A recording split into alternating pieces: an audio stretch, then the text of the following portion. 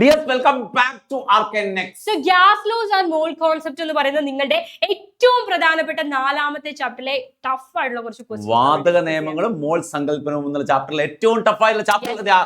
കഴിഞ്ഞ വർഷം ഏറ്റവും കൂടുതൽ വെയിറ്റേജ് കിട്ടിയ ചാപ്റ്റർ ആണ് നാലാമത്തെ ചാപ്റ്റർ. അത് മാത്രമല്ല ഈ ക്വസ്റ്റ്യൻസ് കാണുമ്പോൾ ചിലപ്പോൾ നിങ്ങൾക്ക് സ്കിപ്പ് ചെയ്യാൻ തോന്നും. പക്ഷേ A+ വേണ്ടവര് ഉറപ്പായിട്ടും ഈ ചോദ്യങ്ങൾ കണ്ടിരിക്കും. ഇവിടെ സ്കിപ്പ് ചെയ്താൽ A+ നിങ്ങൾ സ്കിപ്പ് ചെയ്യേണ്ടി വരും. അതുകൊണ്ട് ഇവിടെ സ്കിപ്പ് ചെയ്യാതിരിക്കുക. അത്രയൊന്നുമില്ല, സിമ്പിൾ ആണ്, കാര്യങ്ങൾ സിമ്പിൾ ആണ്, ചോദ്യങ്ങളാണ്. അതുകൊണ്ട് തന്നെ ഏറ്റവും പ്രധാനപ്പെട്ട ചോദ്യങ്ങളാണ് ആദ്യത്തെ ചോദ്യം.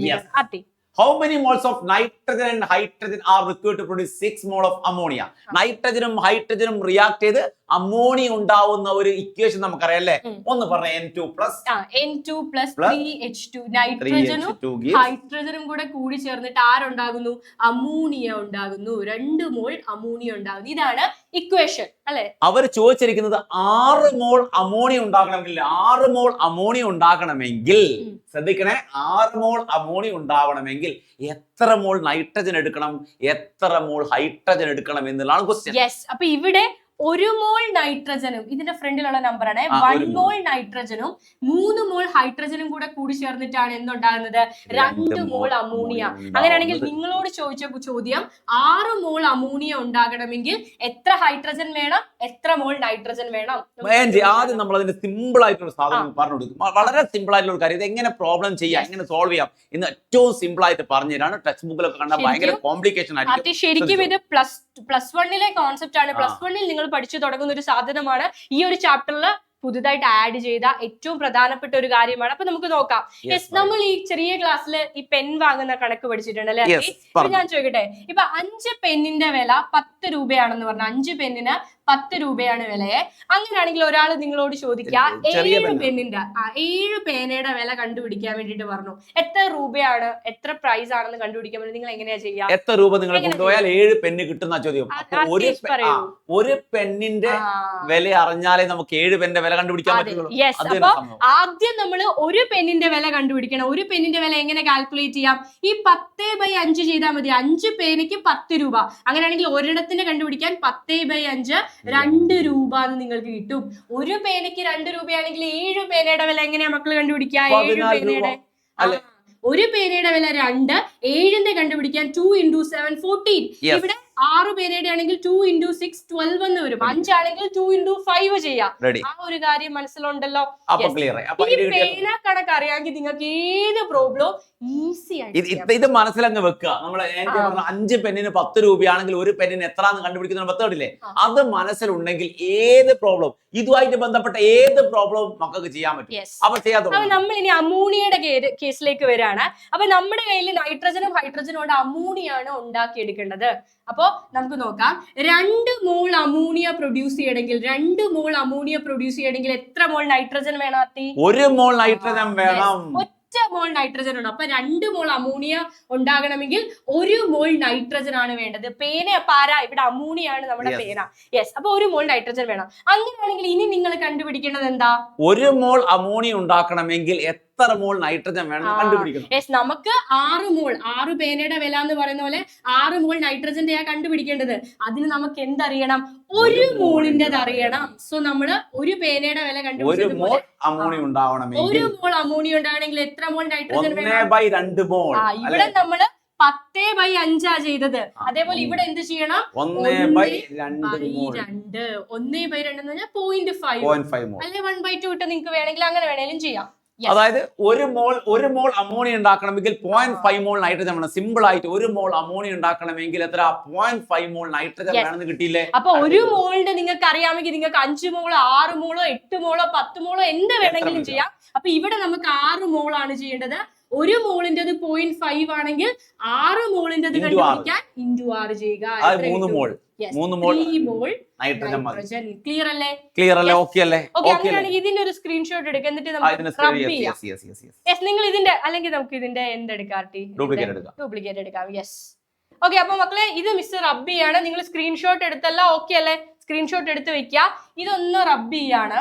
നമുക്ക് എന്ത് വേണം? അടുത്തത് ഹൈഡ്രജന്റെ വേണം. ഹൈഡ്രജൻ അളവ് നമുക്ക് കാൽക്കുലേറ്റ് ചെയ്യാം. അപ്പൊ ഇതുപോലെ തന്നെ സെയിം ടു സെയിം 5 പേനയുടെ വില 10 രൂപ പോലെ 2 മോൾ അവിടെ അമോണിയ. കൊടുത്തിട്ടുണ്ട് 2 മോൾ അമോണിയ ഉണ്ടാക്കണമെങ്കിൽ 3 മോൾ ഹൈഡ്രജൻ വേണം. 2 മോൾ അമോണിയ ഉണ്ടാക്കണമെങ്കിൽ അത് ബാലൻസ്ഡ് ഇക്വേഷനിൽ നിന്ന് കിട്ടിയത്. 2 മോൾ അമോണിയ ഉണ്ടാക്കണമെങ്കിൽ 3 മോൾ ഹൈഡ്രജൻ വേണം. 3 മോൾ ഹൈഡ്രജൻ വേണം. അപ്പൊ നമ്മൾ 2 പേനയുടെ വില പോലെ 1 മോൾ അമോണിയ ഉണ്ടാക്കണമെങ്കിൽ എത്ര ഹൈഡ്രജൻ വേണമെന്ന് കാണാം. യെസ്. അപ്പൊ നമുക്ക് കണ്ടുപിടിക്കേണ്ടത് 6 മോൾ അമോണിയ ഉണ്ടാക്കണമെങ്കിൽ എത്ര മോൾ ഹൈഡ്രജൻ വേണം എന്നുള്ളതാണ് ക്വസ്റ്റ്യൻ. അപ്പൊ 6 മോൾ വേണമെങ്കിൽ ആദ്യം നിങ്ങൾ എങ്ങോട്ടേക്ക് വരണം? ഒരു പേനയുടെ പോലെ 1 മോൾ അമോണിയയിലേക്ക് വരണം. 1 മോൾ അമോണിയ ഉണ്ടാക്കണമെങ്കിൽ 3/2 മോൾ ഹൈഡ്രജൻ. യെസ്. ഇവിടെ നമ്മൾ 10/5 ചെയ്ത പോലെ 3/2. 3/2. സിമ്പിൾ ആണ്. 3/2 മോൾ ഹൈഡ്രജൻ മതി. യെസ്. അങ്ങനെയാണെങ്കിൽ 1 മോളിന്റെ കിട്ടി. 1 മോളിന്റെ കിട്ടിയാൽ 1ന്റെ കിട്ടി 6ന്റെ കാണാൻ എന്താ 6 6ന്റെ കാണാം, 5ന്റെ കാണാം, 4ന്റെ കാണാം. ഒരു തേക്ക് 5 രൂപയാണെങ്കിൽ 10 തേക്ക് 50 രൂപയല്ലേ? അത് തന്നെ ഒരു 1ന്റെ കണ്ട് 6ന്റെ എത്രയാ? 1ന്റേത് 3/2 ആണ്, 3/2 ആണ്. അങ്ങനെയാണെങ്കിൽ 6ന്റെ കണ്ടുപിടിക്കാൻ ഇൻറ്റു 6, 7 മോൾ ആണെങ്കിൽ ഇൻറ്റു 7, 2 മോൾ ആണെങ്കിൽ ഇൻറ്റു 2, 18/2 9 ഇല്ലേ? 9. യെസ്. 9 മോൾ ഹൈഡ്രജൻ ആവശ്യമാണ്. ക്ലിയർ അല്ലേ? റെഡി. യെസ്. അപ്പോ ഈ പേന കണക്ക് 5ാം ക്ലാസ്സിലെ പേന കണക്ക് അറിയാമെങ്കിൽ ഈസി ആയിട്ട് നമുക്ക് ചെയ്യാൻ പറ്റും. പ്രോബ്ലം നിങ്ങൾക്ക് ചെയ്തെടുക്കാം. അടുത്തേക്ക് പോകാം. ഇതിനൊരു ട്രിക്ക് ആർട്ട് ഈസി ആയിട്ട് വേണ്ട, അത് നമുക്ക് ഈ മെത്തേഡ് പഠിച്ചോട്ടെ. SCERT ടെക്സ്റ്റ് ബുക്കിലെ ഏറ്റവും പ്രധാനപ്പെട്ട മറ്റൊരു ചോദ്യം. അത് ക്വസ്റ്റ്യൻ ഭയങ്കര ടഫാണ്. നിങ്ങൾ മക്കളത് വെറീഡ് ആവണ്ട, നിങ്ങൾ ശ്രദ്ധിച്ചിരുന്ന് വീഡിയോ കാണാം, എന്നാലേ കംപ്ലീറ്റ് ആവുള്ളൂ. നിങ്ങൾ അത് ഹർബറി ആയിട്ട് കണ്ടാലൊക്കെ പ്രശ്നമാണ്. സ്ലോ ആയിട്ടിരുന്ന് കണ്ട് എഴുതി പഠിക്കുക. സാധനം എഴുതി പഠിച്ചാലേ മനസ്സിലാക്കുള്ളൂ. പക്ഷെ വൺസ് പഠിച്ചാൽ നിങ്ങൾക്ക് okay. Calculate the amount of lime in kilogram required to neutralise 980 kilogram of sulphuric acid. അതായത് എത്ര കിലോഗ്രാം, എത്ര ലൈം വേണം നോക്കുന്നത് അല്ലെ ന്യൂട്രലൈസ് ചെയ്യാൻ? സൾഫ്യൂരിക് ആസിഡിനെ 980 കിലോഗ്രാം ആണ്, ഗ്രാം അല്ല.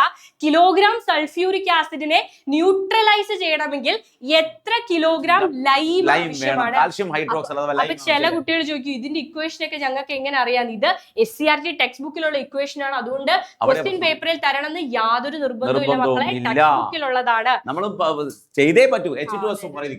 സൾഫ്യൂരിക് ആസിഡിന്റെ ഇക്വേഷൻ H2SO4 ആണ്. ലൈം എന്ന് പറഞ്ഞാൽ കാൽഷ്യം ഹൈഡ്രോക്സൈഡ് ആണ്. ലൈം CaOH2 വിളിക്കുന്ന പേരാണ് ലൈം. ഇവ രണ്ടും കൂടെ ചേർന്നാൽ കാൽഷ്യം സൾഫേറ്റും ഉണ്ടായി, വെള്ളം ഉണ്ടായി. മക്കളെ നിങ്ങൾ ഇമ്പോർട്ടന്റ് ആയിട്ടുള്ള ഒരു കാര്യം, ബാലൻസ് ചെയ്ത ഇക്വേഷൻ ആയിരിക്കണം. ഇവിടെ 1 ആണോ 2 ആണോ 3 ആണോ എന്നൊക്കെ കറക്റ്റ് അറിയണം. ബാലൻസ് തെറ്റിപ്പോയാൽ എല്ലാം തെറ്റിപ്പോയി.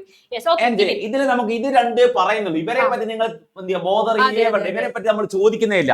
ഇവരെ രണ്ടുപേരെയും കമ്പയർ നമുക്കൊന്ന് വട്ടമിടാം. നിങ്ങളോട് ചോദിച്ചിരിക്കുന്നത് സൾഫ്യൂരിക് ആസിഡിന്റെയും കാൽഷ്യം ഹൈഡ്രോക്സൈഡിന്റെയും ഇതാണ് നമ്മുടെ ലൈമ്. ഇവരുടെ രണ്ടിനെയും മാത്രം കാര്യമാണ്, വേറെ ആരെയും നിങ്ങൾ ഇവിടെ നോക്കേണ്ട ആവശ്യമില്ല. യെസ്. അപ്പൊ നമുക്ക് നോക്കാം. ആദ്യം ഇവരുടെ മാസ് നിങ്ങൾ എത്രയാണെന്ന് പറയാം. ഇത് മൊത്തം കൂടെ കൂട്ടിയാൽ നിങ്ങൾക്ക് 98. നിങ്ങൾ മാസ് കണ്ടുപിടിക്കാൻ സമയമില്ലാത്തതുകൊണ്ടാണ്. അപ്പൊ 98 ഗ്രാം. കാൽഷ്യം ഹൈഡ്രോക്സൈഡ് ലൈമിന്റെ 74 ഗ്രാം ആണ്. ഓക്കെ, 74 ഗ്രാം അല്ലേ? ഓക്കെ. ഇനി നമുക്ക് വേണേ ഗ്രാമിനെ ഒന്ന് കിലോഗ്രാമിലേക്ക് കൺവേർട്ട് ചെയ്യല്ലേ, കാരണം മക്കൾക്ക് കിലോഗ്രാമിലാണ്. അപ്പൊ പെട്ടെന്ന് ഒന്ന് ഇതിനെ 1000 വെച്ച് ഡിവൈഡ് ചെയ്താൽ ഇത് എന്താകും? കിലോഗ്രാം ആകും. അപ്പൊ 98 ഡിവൈഡഡ് ബൈ 1000 എന്ന് പറയുന്നത് 0.098 കിലോഗ്രാം. യെസ്. ഇതിനെ ഡിവൈഡഡ് ബൈ 1000 ചെയ്താൽ എത്ര കിട്ടും? 0.074 കിലോഗ്രാം. അപ്പൊ അത്രയും നമ്മൾ കണ്ടുപിടിച്ചു. ഇനി എന്താണ് അട്ടി ചെയ്യേണ്ടത്? കാൽക്കുലേറ്റ് എമൗണ്ട് ഓഫ്, ഒന്നുകൂടി പറയാണ്, എമൗണ്ട് ഓഫ് ലൈം ആണ് 980 kilogram sulphuric acid. 980 kilogram sulphuric acid neutralise ചെയ്യാൻ എത്ര കാൽഷ്യം ഹൈഡ്രോക്സൈഡ് വേണമെന്നാണ്. അതിന് 1 കിലോഗ്രാമിനെ ന്യൂട്രലൈസ് ചെയ്യാൻ എത്ര കാൽഷ്യം ഹൈഡ്രോക്സൈഡ് വേണം നോക്കിയാൽ പറയാം. ഒന്നുമില്ല, നമ്മൾ ഒരു പേനയുടെ വില കണ്ടുപിടിക്കാൻ പോവാ. അപ്പൊ 0.09 കിലോഗ്രാമിന് 0.074 കിലോഗ്രാം ആണെങ്കിൽ ആദ്യം കണ്ടുപിടിക്കേണ്ടത് 1 കിലോഗ്രാം സൾഫ്യൂരിക് ആസിഡിനെ ന്യൂട്രലൈസ് ചെയ്യാൻ എത്ര കിലോഗ്രാം കാൽഷ്യം ഹൈഡ്രോക്സൈഡ് വേണം. അവിടെ നമ്മൾ ചെയ്തതുപോലെ ഈ റൈറ്റിലെ നമ്പറിനെ ലെഫ്റ്റിലെ നമ്പർ വെച്ച് ഡിവൈഡ് ചെയ്യാം. 0.074 ഡിവൈഡ് ബൈ 0.098. അപ്പൊ 1ന്റെ കിട്ടി. 1ന്റെ കിട്ടിയാൽ നിങ്ങൾക്ക് 10ന്റെയോ 100ന്റെയോ 1000ന്റെയോ 980 കിലോഗ്രാം എത്ര വേണ്ടി വരും? യെസ്, 980 കിലോഗ്രാം കണ്ടുപിടിക്കാൻ ഇതിനെ ഡിവൈഡ് ചെയ്ത് കിട്ടുന്ന നമ്പറിനെ 980 കൊണ്ട് ഡിവൈഡ് ചെയ്യുക. 0.74 ഡിവൈഡ് ബൈ 0.698 into 980 അല്ലേ? 698 ആണോ? 098 into 980 ഇത്രയും കിലോഗ്രാം ആണ് വേണ്ടത്. അപ്പൊ ഇത്തരം ക്വസ്റ്റ്യനുകൾ കുറച്ച് ടഫാണ്, നിങ്ങൾക്കറിയാം, ഞങ്ങൾക്കും അറിയാം ടഫാണെന്ന്. പക്ഷേ പഠിച്ചേ പറ്റൂ, നമുക്ക് വേറെ ഓപ്ഷൻ ഒന്നുമില്ല. മക്കളെ നിങ്ങളുടെ 5ാം ക്ലാസ്സിലെ ഒരു പേനാക്കണക്കൊണ്ട് നിങ്ങൾക്ക് ഏതും ചെയ്യാനായിട്ട് പറ്റും. റെഡി അല്ലേ? അപ്പൊ വ്യക്തമായിട്ട് നമ്മൾ എന്ത് ചെയ്യുക, ചാനലൊക്കെ കറക്റ്റ് ആയിട്ട് സബ്സ്ക്രൈബ്, അങ്ങനെയുള്ള കാര്യങ്ങളൊക്കെ നമ്മൾ പ്രൊവൈഡ് ചെയ്യില്ലേ. SCRT ചോദ്യമാണ്. പ്ലസ് 1 പ്ലസ് 2 NCERT ആണെങ്കിൽ നിങ്ങൾക്ക് SCRT ആണ്, അതിലെ ചോദ്യങ്ങളായിരിക്കും നമ്മൾ നിങ്ങൾക്ക് വേണ്ടി എപ്പോഴും നമ്മൾ എപ്പോഴും അങ്ങനെ തന്നെ SCRT പോയിന്റ് ചെയ്തുകൊണ്ട് തന്നെയായിരിക്കും ഞങ്ങളെ ക്ലാസ്സുകൾ പ്രൊവൈഡ് ചെയ്തല്ലേ. അപ്പൊ ബൈ.